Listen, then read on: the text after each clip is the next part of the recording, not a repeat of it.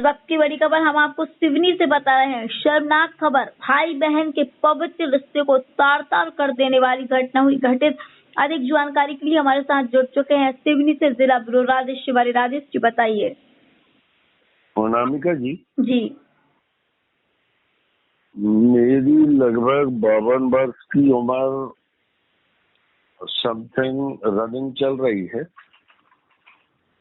इससे भी ज्यादा बड़े बड़े मंजर में देखा है, इस बात से इनकार नहीं करता।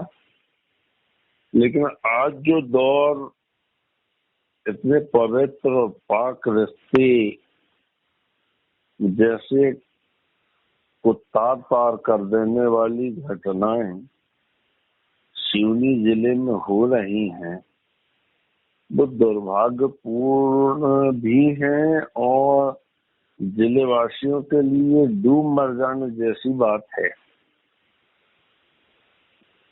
किसी के लिए बहन क्या है ये उनका सब्जेक्ट है, लेकिन मेरे लिए मेरी बड़ी बहन मेरी सगी माँ से कम नहीं है। जितना मुझे मेरा पिता स्वर्गीय मुझे समझता था, जानता था, मेरी भावनाओं की कदर करता था, तो मेरे उदास चेहरे या खिले हुए चेहरे तक को पढ़ लेता था कि मेरा बेटा आज उदास क्यों है या उसका चेहरा खिला क्यों है। वो तुरंत बता देता था कि यार ये वाला काम तेरा शायद बन गया, या फिर उस मामले को लेके तू अभी भी दुखी है और परेशान है। तो वो उस पर मुझे निदान बता देता था। तो ठीक वैसा ही आज मेरे चाहे खिले हुए चेहरे हों या उदास चेहरे हों या किसी भी किस्म की बात मैं अपनी बड़ी बहन से कभी भी साझा करूं। हालांकि मेरी बड़ी बहन सुबह और शाम एक बार जरूर फोन करती है कि वो भले मेरे तीनों भाइयों को ना करती हो, लेकिन वो अभी भी मुझे उतना ही लापरवाह है और अपने प्रति, अपने परिवार के प्रति, अपने बच्चों के प्रति उतना ही लापरवाह समझती है जो मुझे बचपन में वो समझती थी। वो अलग सब्जेक्ट है कि उसके 2 पुत्र हैं और एक पुत्री भी है, और अगर वह पुत्री मेरी भांजी है तो उसका एक बेटा और बेटी है, तो मैं एक नाती वाला हो गया। मतलब एक 2 पुत्री का, और मेरे परिवार की 5 पुत्री और मेरी बहन की 1 पुत्री, कुल मिला के 5 पुत्रियों का पिता। और फिर नाती वाला पिता की बहन उस भाई को आज भी उस छोटे से मासूम से राजेश को वही समझती है जब वो छोटी सी कोई गलती कर लेता था और उसका पिता क्रोधित होकर उसे मारता पीटता था या फिर गाली गलौज करता था, तो मेरी बहन पक्ष लेती थी कि बाबूजी बात ऐसी नहीं ऐसी थी, और इसलिए उन्होंने ऐसा किया। और जब उसका पढ़ाई में मन लगा ही नहीं रहा है तो तुम जबरदस्ती उसको पढ़ाई क्यों थोप रहे हो। तो कुल मिला के पिता भी समझता था उस बात को, और आज महत्वपूर्ण मेरी बहन भी समझती है। और ऐसे माहौल में जब ये मंजर देखने को मिलता है तो आंखों से आंसू आ जाना, ये उस भाई की आप हृदय या उसकी भावना से समझ सकती हैं।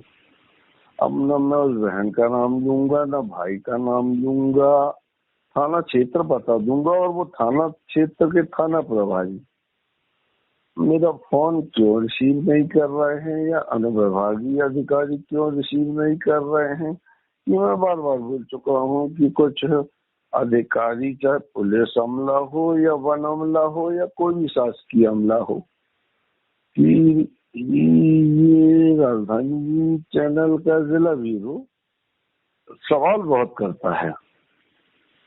तो हर पत्रकार का दायित्व है कि हर पहलू पर सवाल करे और करना चाहिए। जैसे कि इसके पूर्व मैंने गौ माता की दुर्भाग्यपूर्ण हुई हत्या को जो भी जिसने भी अंजाम दिया, जिसकी भी लापरवाही है, मैंने दर्पण की तरह समाज को दिखाया और साफ कह दिया कि अगर मैं भी विरोधी हूं तो आप मेरे खिलाफ मामला पंजीबद्ध करें। तो बरघाट थाना क्षेत्र के अंतर्गत अपनी सगी बहन के साथ एक भाई ने ज्यादती के मामले में ब्लैकमेल कर डाला। बताइए कितनी शर्मनाक बात है। और भाई को डूब मारना चाहिए कि वो अपनी सगी बहन को ब्लैकमेल कर रहा। मैं मानता हूँ आज आधुनिक युग है, तो जो गलती उस बहन ने कर ली वो मेरी बेटी भी कर सकती है, मेरी बहन भी कर सकती है। पॉसिबल है कि ये सब संभव है। और जब मैं राम हूं ही नहीं तो आप पवित्र सीता की इच्छा क्यों रखते हो? पहले आप राम बन जाओ, उसके बाद किसी पवित्र सीता की इच्छा रखो। समाज के ये नुमाइंदे हो या सामाजिक संगठन हो, जब ये प्रवचन देते हैं तो राजेश सेवारे क्या है, वो समाज के लोग उस पर आक्रोशित ना हो जाएं या प्रहार ना कर बैठे, इसलिए वो या तो वहां से उठ के चला आता है या फिर कुछ सवाल नहीं डाकता। और मैं 10वीं तक पढ़ा हूँ, बार बार अनामिका जी आपको अवगत कराता हूँ और दर्शकों को कि मैं इंग्लिश में वीक हूँ, मगर चाहे धर्म का क्षेत्र हो या न्याय व्यवस्था का या समाज का क्षेत्र हो, हर मुद्दे पर मैं अपने शब्दों के तीर उस क्षेत्र में प्रहार कर सकता हूँ जिसके उत्तर देने में चाहे जिला प्रशासन हो या केंद्र में काबिज सरकार हो या विपक्ष में बैठी सरकार हो, उसको 2 बार सोचना पड़ेगा। तो पुलिस थाना बरघाट थाना अंतर्गत अपनी सगी बहन के साथ एक भाई ने ज्यादती के मामले में ब्लैकमेल कर डाला। जब महिला परेशान हो गई तो उसने पुलिस को शिकायत की। पुलिस ने महिला के भाई और उसके दूर के रिश्ते में लगने वाले देवर के खिलाफ मामला दर्ज किया है। लगभग 4 दिन पहले घटी घटना के बाद से आरोपी फरार है। इस मामले में बरघाट टीआई प्रसन्न शर्मा ने बताया कि बरघाट की रहने वाली 45 वर्षीय महिला ने शिकायत पुलिस थाना में की है कि उसका भाई उसे ब्लैकमेल कर रहा है। बरघाट के रहने वाले एक शख्स के साथ अवैध संबंध को लेकर भाई ब्लैकमेल करता रहा। उसने अलग अलग तारीखों में करीब 2.5 लाख रुपए भाई के खाते में ट्रांसफर कर दिए हैं। भाई और भी पैसे की डिमांड कर रहा है। महिला ने जब कॉल रिकॉर्डिंग के साथ पुलिस को शिकायत और प्राथमिकता दर्ज कराई, तब पुलिस ने जांच पड़ताल कर 2 आरोपियों के खिलाफ धारा 376, 384 का मामला पंजीबद्ध कर लिया है। वहीं आरोपियों की तलाश जारी है। तो मेरा मतलब ये है कि जब आप दूसरे मीडिया कर्मी को या किसी भी मीडिया कर्मी को इस बात की जानकारी दे देते हैं तो आप राजेश को ऐसी जानकारी देने में क्यों मतलब संकोच करते हैं? या मुझे, जब मैं एक पत्रकारिता क्षेत्र में कार्य कर रहा हूँ तो न्याय संगत भी बात करता हूँ, तो आप उन सवालों से ही अब मैं क्वेश्चन पूछता हूँ तो उससे आप बचने का प्रयास क्यों करते हैं? या तो आप गलत हैं या मैं गलत हूँ। पॉसिबल है कि 2 में से एक व्यक्ति गलत होगा, लेकिन जब मेरा सहयोगी बता रहा है कि टीआई प्रसन्न शर्मा ने उक्ता सही जानकारी दी है तो जब आप सहयोगी को यह जानकारी दे सकते हैं, चाहे वो अनुविभागीय अधिकारी बरघाट हो या थाना प्रभारी बरघाट हो, तो आप राजेश सेवरे को क्यों नहीं दे सकते? अब सहयोगी को जितना विवेक था उनने उस पहलू पर बात किया, थाना प्रभारी ने दे दिया। अब वो राजेश सेवरे उस किसी भी मुद्दे को लेके अगर आपसे सवाल पूछता है तो गलत क्या है? न्याय संगत बात तो पूछ रहा है कि भाई कोई भी मामला हो या किसी भी मुद्दे का मामला हो, अगर मीडिया आपसे सवाल कर रहा है, आज एक पुलिस अकेला विभाग नहीं है, पुलिस तो मेरा घर का परिवार का विभाग है। तो जैसे वन विभाग, राजस्व विभाग या फिर पंचायती राज व्यवस्था के नुमाइंदे हो या नगर पालिका के मुख्य कार्यपालन अधिकारी हो या स्वयं हमारा क्षेत्रीय विधायक हो, तो आप सवालों का उत्तर दीजिए ना, इसमें अतिशयोक्ति क्या है?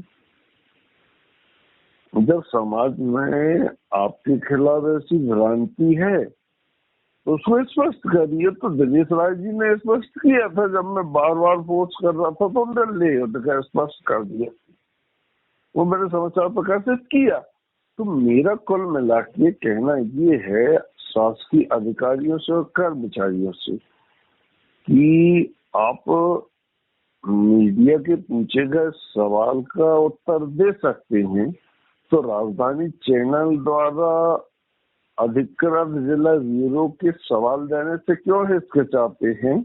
और अगर वह क्वेश्चन करता है तो न्याय संगत तो करता होगा, तो आप उसके भी सवालों का उत्तर दें। आप एक जिम्मेदार थाना प्रभारी हैं, अनुविभागीय अधिकारी हैं, तो आपको मीडिया के सवालों का जवाब देना चाहिए। ऐसा तो नहीं कि मैं आपके खिलाफ कोई गलत खबर प्रकाशित करूंगा, जो आप बोलेंगे वही प्रकाशित करूंगा। और मैं बार बार बोल रहा हूँ कि पत्रकारिता क्षेत्र का चौथा स्तंभ कहे जाने वाले देश का चौथा स्तंभ एकदम स्वच्छ और साफ है, जो समाज को अवगत कराता है कि समाज में क्या कुरीति है, और समाज को यह भी अवगत कराता है कि शासकीय नुमाइंदे क्या लापरवाही बरत रहे हैं या राजनेता के नाम पर आपने जिन्हें वोट दिया है वो क्या तांडव मचा रहे हैं।